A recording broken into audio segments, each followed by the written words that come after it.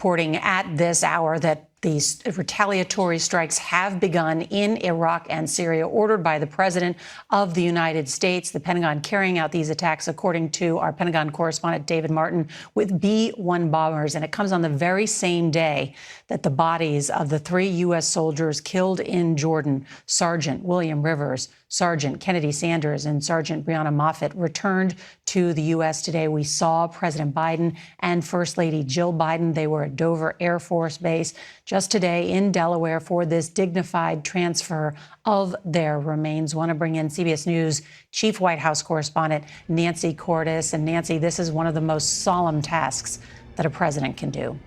It is, Nora, and it's only the second time that Mr. Biden, as president, has had to do it. Today, of course, he was paying his respects to these 3 soldiers who died in Jordan, 2 of whom were posthumously promoted to sergeant this week.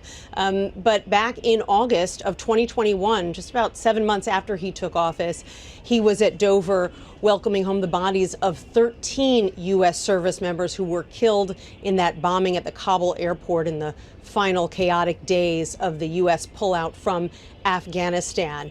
You could clearly see the anguish on the president's face there today. He was joined by the Secretary of Defense, who was using a cane after recently being hospitalized. He was there with the chairman of the Joint Chiefs of Staff and with the families of these 3 victims. They were off camera. You couldn't see them, but they were seated there. And before their loved ones were taken off of that military jet in preparation for their funerals, we are told that the president had an opportunity to actually meet with those family members in a room there at Dover Air Force Base to pay his respects in person.